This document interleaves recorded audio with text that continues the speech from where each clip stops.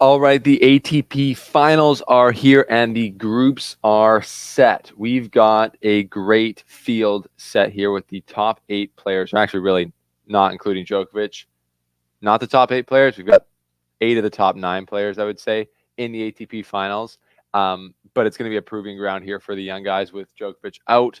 Who's going to be able to come through and play their best tennis over the course of the next week or so and take home the year-end championships? We're going to break down the groups that we've got here, and we're going to break down the years every player's had up until this point, and we're going to break down the matchups within those groups, the head-to-heads, who's got a bad draw, are the groups even? We're going to get into it all because that's what we do here on the Slice presented by Betway. So thanks for being here.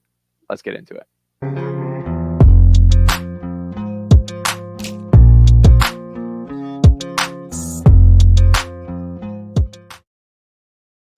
Wow. Yeah, we've got Il Nastis group and we've got John Newcomb group. Right off the top, we've got Sinner, Medvedev, Fritz, and Demonauer in the same group.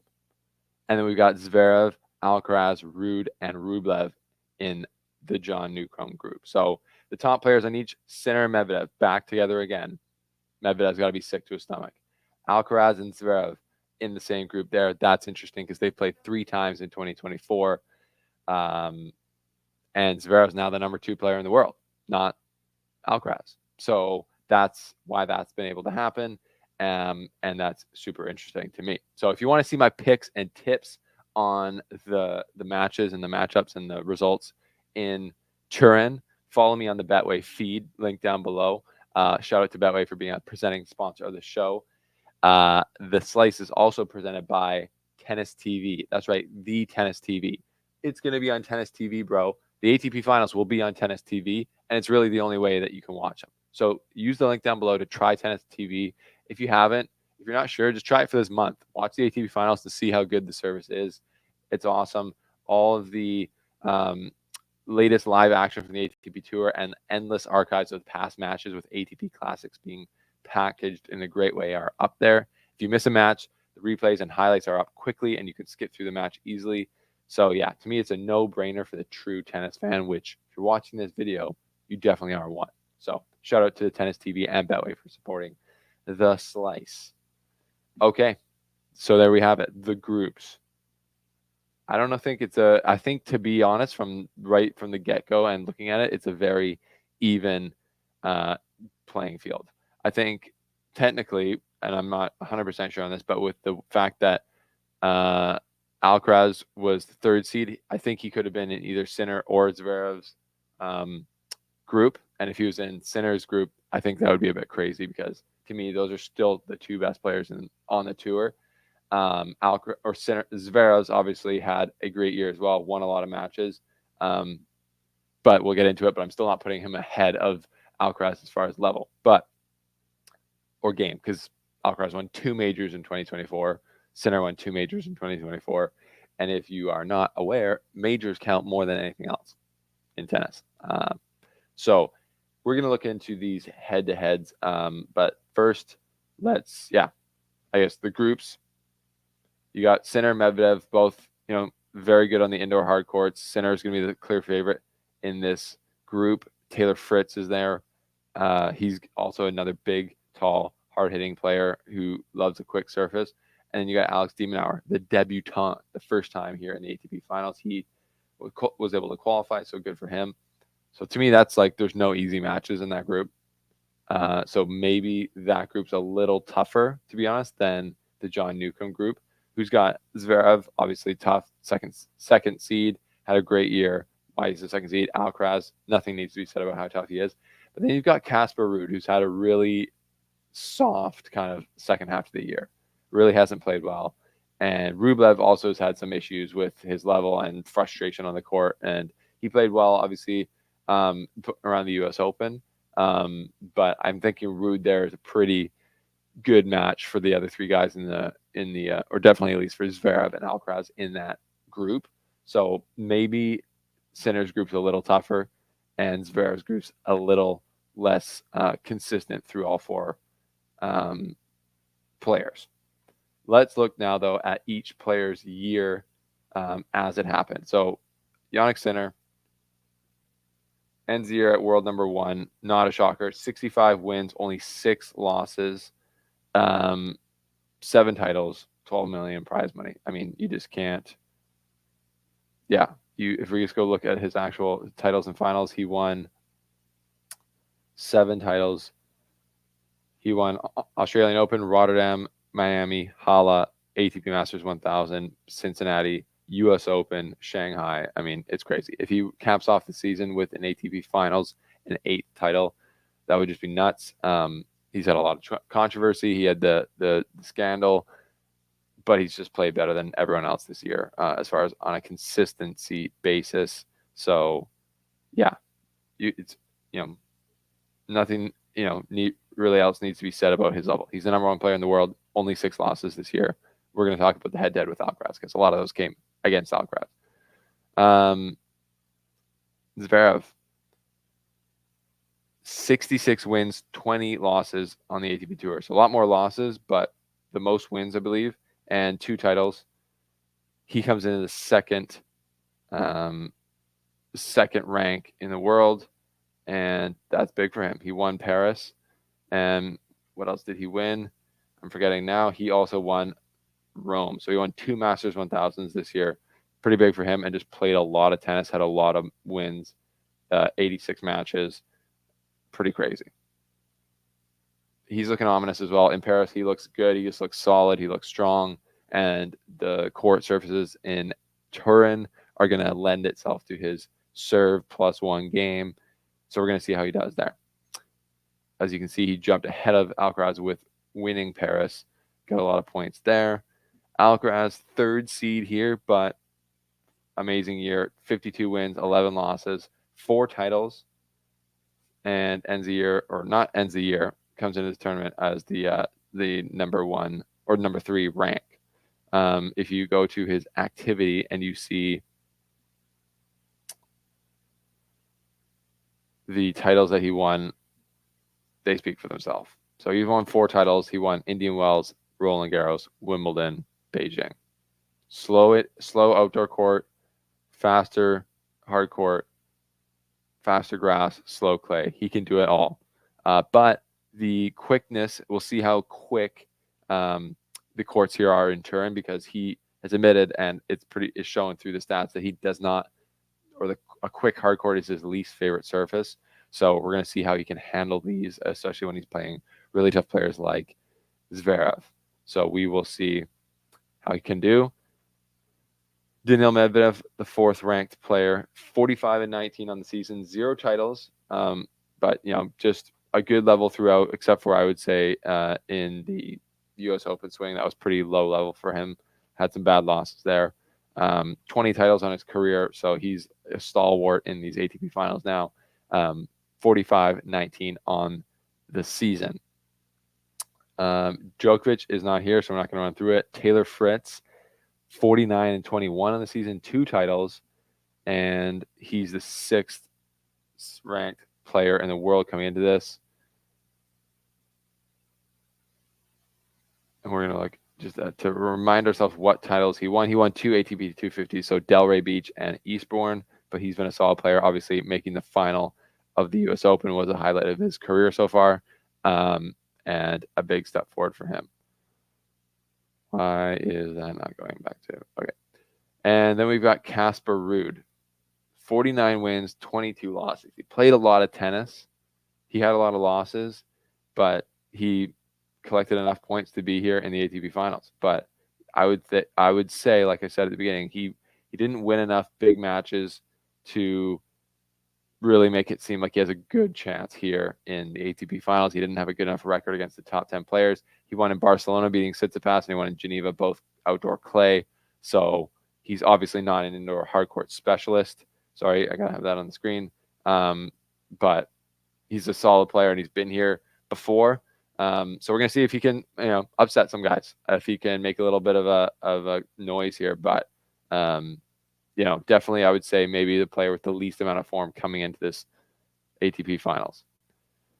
And then we've got Alex de Minaur, who was the 8th ranked player coming into these finals, so rightfully earned his spot here, first time ever.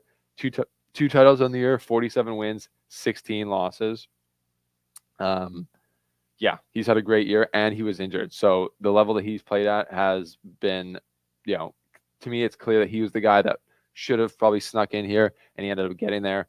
And you got to feel great for him. First time in the ATP finals, he won Acapulco and Hertogenbosch. Great year for Alex de Minaur, his best year on tour for sure. He was up to 6th in the rankings this year at one point. But he makes the ATP finals for his first time. Okay, last, I would say, but not least, but maybe it is but least. Andrei Rublev gets into the ATP finals because Djokovic pulls out. So he was 42 wins, 23 losses on the year, 2 titles. Yeah, interesting time in his career. I feel like he had a good, what title did he win? He won a Masters. He won, Madrid on outdoor clay, and he won Hong Kong on hard court. But, he's had issues. He's had struggles with his anger. We've talked about that, and we've looked at, why that seems to be so bad for him right now. But, I don't know if his head's in the right space to really have the best tournament. But he's always kind of, some days are really bad for him. Some days he's better. So we'll just see and hope that he can find his best tennis and find his best mental headspace in these ATP finals. But what's going to be really interesting now, so we've looked at all the 8 players, how they got here, is the head-to-heads within the groups. So let's look at the more important matchups, I'd say. So let's look at Zverev Alcaraz to start. Zverev Alcaraz, obviously ranking, Zverev comes in at 2 year-to-date titles. Alcaraz has 4-2, but really they're matchups. So in 2024, they played 3 times. Zverev got him at the Australian Open. That was a great win for Zverev in the quarterfinals. Alcaraz didn't have a great start to the year. Then it gets to Indian Wells, and Alcaraz beats Zverev very easily, 6-3, 6-1 on his favorite outdoor hard court surface in Indian Wells. Really crushes him. And then they play in the final of Roland Garros, that really helped Zverev become the number 2 player in the world. A lot of points in there, but Alcaraz wins and comes back from 2 sets to 1 down, 6-1, 6-2, kind of solidifying the clutchness of his game. So it's going to be interesting. On a faster indoor hard court surface in 3 sets, will Zverev have an advantage? He won last year when they played in the round robin of the Nitto ATP finals, as you can see. A very closer match, came down from a set down. So, they've played a lot. 5-5 is the head-to-head, and they know each other pretty well. So that is going to be interesting. Next head-to-head let's look at is, we'll just recap ourselves on Medvedev and Sinner, because that is important for their group. That's not how you spell Medvedev. 7-7. Everyone knows that they've played a lot of matches now. And in 2024, you can see that they've played 5 matches, and Sinner's won 4 of them. So Sinner's won 4 of the 5.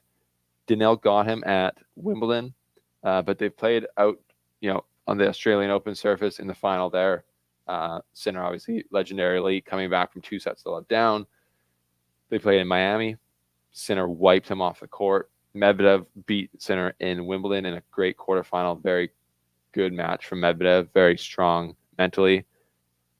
Then at the U.S. Open, though, Sinner got a hold of him after after a second set dip, and kind of was too solid through that. And then they also played in Shanghai. They also played at the 6 Kings Slam, and Medvedev.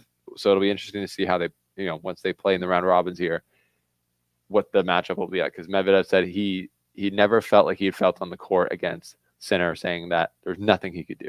Absolutely nothing he can do. Sinner was playing so well. It was an exhibition, but guys know that the level is real. And so we'll see how that goes. 7-7 though on in the career head-to-head, and 4-1 in 2023 for Sinner. So I think Sinner's definitely going to be the favorite heading into that matchup based on their recent history. but both these guys can ball on this type of court. So we will freaking see. What I wanted to look at is Fritz. Taylor Fritz is in the group with Sinner, Medvedev, 2-1. Taylor last won back in 2021, but U.S. Open final, Sinner won fairly straightforward way. So is Taylor going to be looking for revenge? Probably. Will he get it? Probably not, but you never know.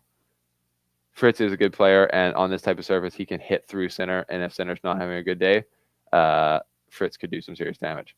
Let's look at Sinner versus De Minaur. 7-0. That's an interesting one. 7 wins, 0 losses against the Demon. They played once here in the Rotterdam final, actually, this year. And really, Demon hasn't been able to win sets against Zverev sets against Sinner since 2022. So it's been wait, what's going on? Oh, it was a walkover. So a walkover doesn't count. Alex over last year in Paris doesn't count. But yeah, so it's been one-way traffic. So I think Sinner's just always too much on the front foot. Alex plays too much of a passive. Alex plays too much of a passive game to be effective against Sinner. The defense doesn't beat Sinner's offense at this level, especially now in 2024 when he's hitting the ball bigger than like we've ever seen. So that's tough matchup for De Minaur, but we'll see if he can make any headroads there. Okay, who do we have left to look at that we should look at? We've seen everyone else. Yeah, I think that's good for the head-to-heads because those are the important ones. Zverev, Alcaraz, Sinner, Medvedev, Sinner, Fritz, Sinner, De Minaur. It's interesting. It's going to be a good finals, I think. It'll be interesting to see how well I think Alcaraz plays because he can go up and down. And he's had a little bit of an up and down year. That's probably why he didn't end the year number 2 because he had some periods in there at the start of the year and after the Olympics where he didn't play well. He didn't get a lot of points, and Zverev was just more consistent. Even though Alcaraz won 2 majors, it's all about points in the finals here. So it's going to be interesting to see how they come out of the gate. But that is a preview of the ATP finals. If I had to put money on Betway of who's going to win outright, I would say that would be Sinner. Indoor hard court, fast surface. He's been the best player all year, and especially on the hard courts he has. Oh, yeah, that's one last one I wanted to do. Head-to-head. Sorry, guys. Sinner versus Alcaraz. Alcaraz leads at 6-4, and in 2024, they've played 3 times, and Alcaraz has won all 3. So we know that. Sinner's lost 6 matches, and 3 of them, half of them have been to Alcaraz in 2024. So if they play, although they did play the 6 King Slams, and Sinner won that, doesn't count. Not a legitimate match. If they do play here, it'll be interesting. And I think Sinner will take a little bit of that sauce from the 6 Kings, and maybe he can get over it and play. But I hope to see that matchup at some point here because, to me, that's the marquee matchup. That's the 2 best players in the world going at it. So we will see what happens there, how it all plays out. But yeah, that's a comprehensive preview of the ATP finals. It's going to be great. If you're going to watch it, obviously watch it on Tennis TV. Link below to try it out to support the show. Appreciate it. And if you're going to bet the responsible way, do it with Betway. Link down below for the Betway feed. We will see you next time here, guys. Thanks for watching, and let's enjoy the ATP finals.